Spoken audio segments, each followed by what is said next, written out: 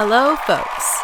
So, much like many, I seem to have this need to fill my head with information that cannot be put into an average conversation. And when I try to, it's met with weird blank stares from people as though I just dribbled all over my shirt or just spontaneously combusted. So I'm just going to put it here onto the internet where hopefully people like yourself will come and listen and then freak other people out in public instead. So, without further ado, welcome to Her Strange History.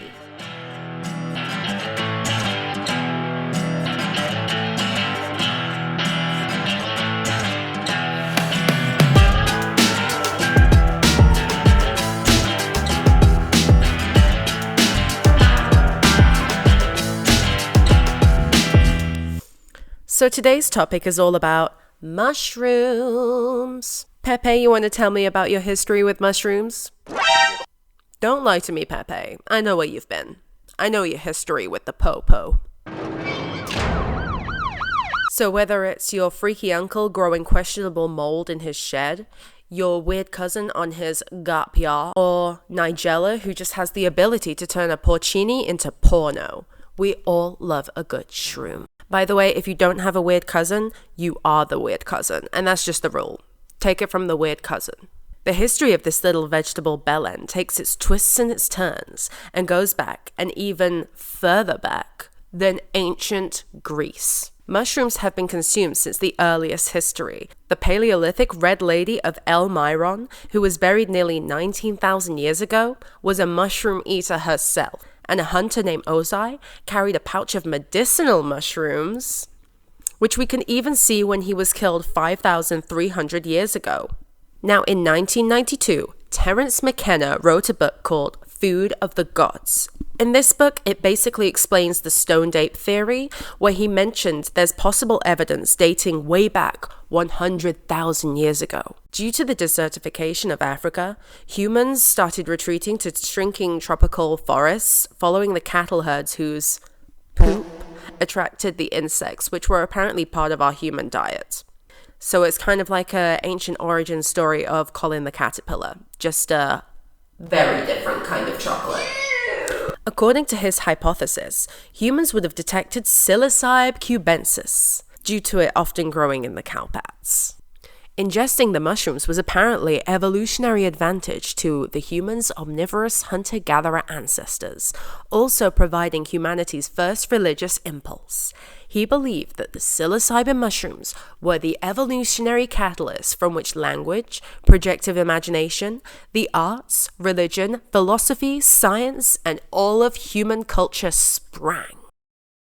Ancient Greeks believed that mushrooms provided strength for warriors in battle, calling them the sons of the gods. Greek writers called the mushrooms the sons of the gods because they appeared mysteriously in the wake of thunderstorms, and this led the Romans to writing them as the food of the gods.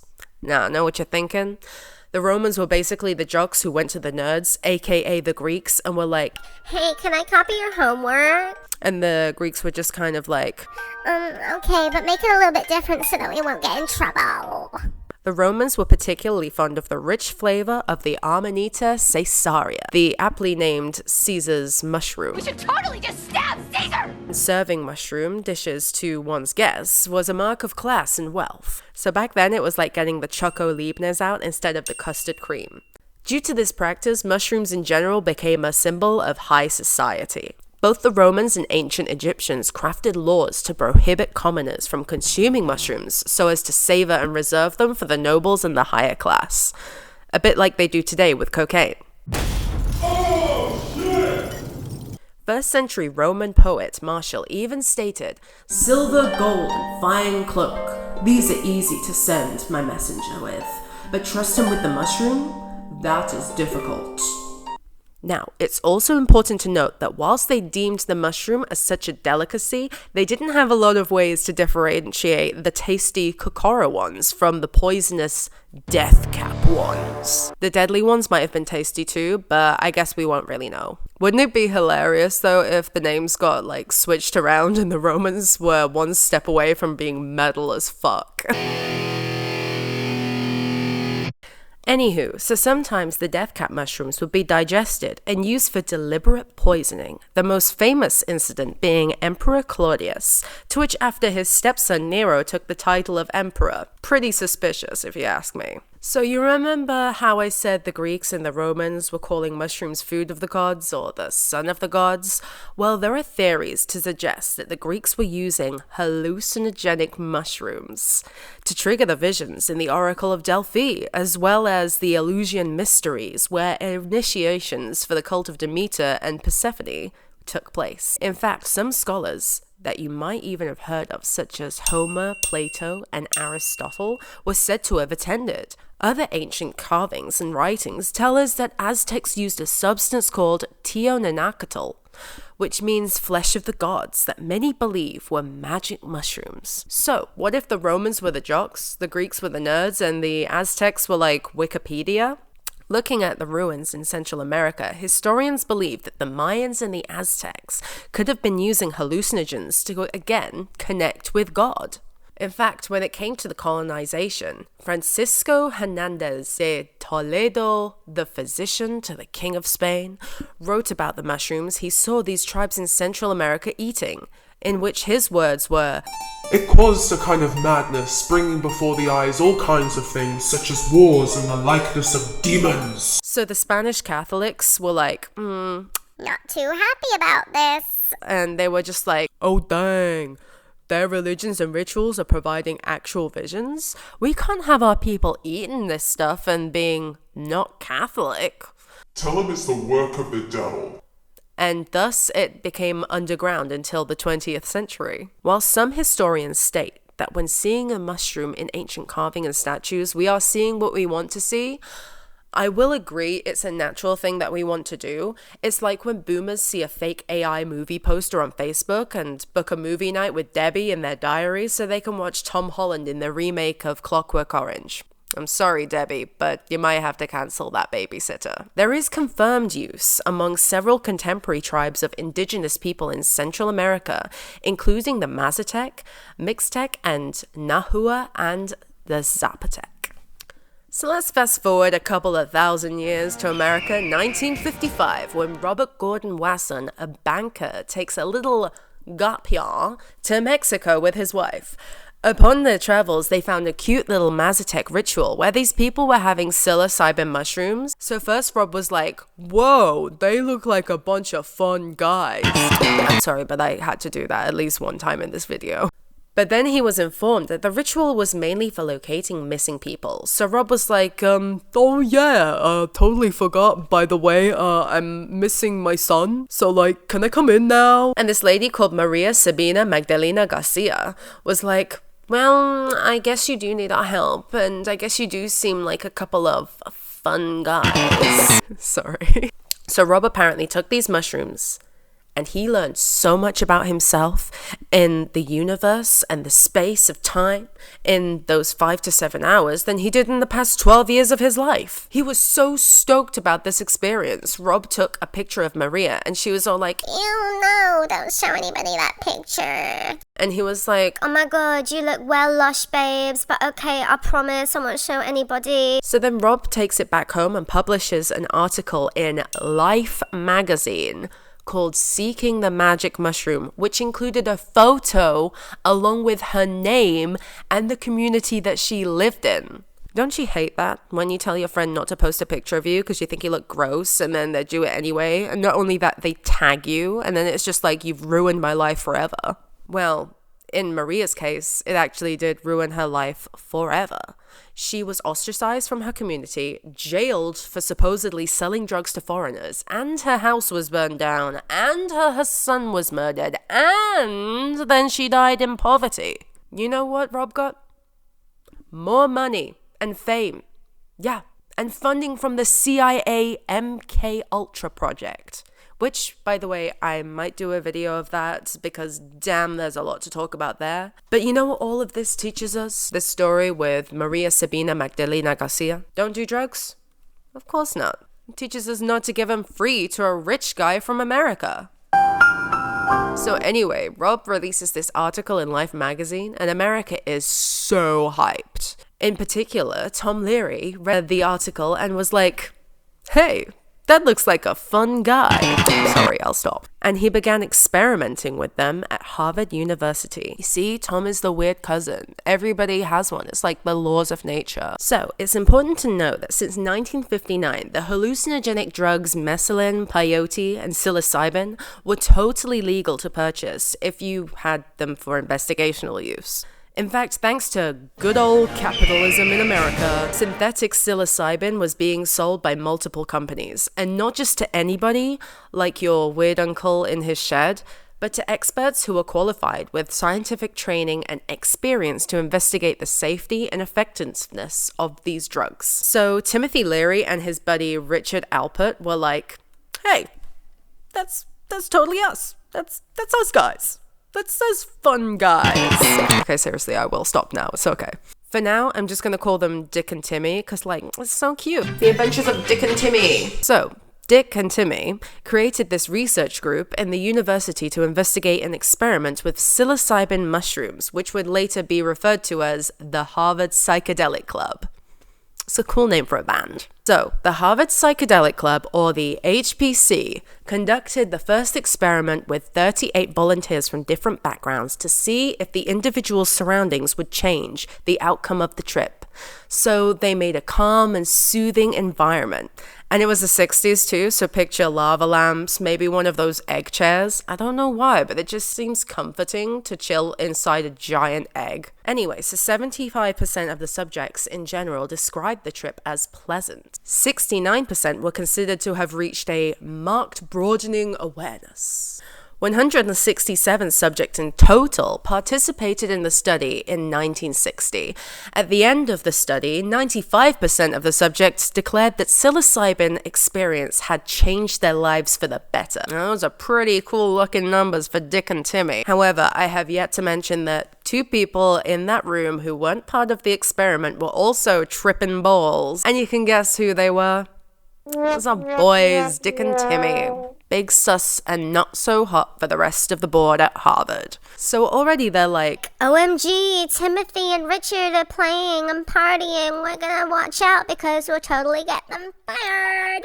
fucking knocks, right? Another little outcome from this experiment was that Dick and Timmy figured the key to understanding and integrating one's life with their experiment successfully is to imagine your activity as a game. So, take it to a higher level and apply this thinking to your job. Lawyers would be playing the lawyer game. Politicians would be playing the... Never mind. So Dick and Timmy were like, psilocybin could be the solution for the emotional problems of the Western man. So they take this little mushroom party to Concord State Prison. Forget jailhouse crystal rocks, cause it's Folsom Prison shrooms. So the HBC get themselves 32 involved, and some articles say they weren't 100% upfront. But I got actual quotes from Timothy Leary himself saying, "The first thing we did was tell prisoners as much as we could about the psychedelic experience. We brought in books for them to read, reports from other subjects, articles with described the terrors, as well as the ecstasies of the experience. And the results of this experiment? Only 32% returned to the prison in the first 10 months compared with an average 56% who hadn't taken the psilocybin as a circuit breaker. However, lacking support groups such as special halfway houses, which the prisoners themselves even recommended by the research team, most inmates in the study eventually reverted to their old behavioral patterns. What landed them back in prison was most often parole violations as opposed to new infractions. In addition to this, multiple types of personality tests were compared with the inmates before and after psilocybin, and it indicated a measurable positive change. Now let's cut back to those narc professors, because they're getting a little tired of Dick and Timmy.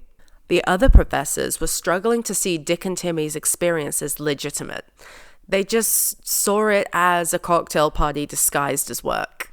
I mean, it doesn't help that they were getting high themselves, but Dick stated, and I quote, "No one is qualified to observe people under the influence of psilocybin without being in the same state of mind themselves." Sure, Dick. I feel like I've been to that party too. When you turn up late, fully sober, and you feel like you've got to have 5 shots of tequila just to semi-understand what your girl is crying about, all you make out is just a very brief independent woman. and They only want one thing. So whilst these academics were rambling and debating about the ethics of this whole thing, a couple of students from the first experiment were wanting to get that sweet magic from the mushroom because it was the most life-changing experience. Of course you want to do it again. The problem, however, is that they had no access to medicinal psilocybin like Dick and Timmy did. So they searched for their own way of getting it.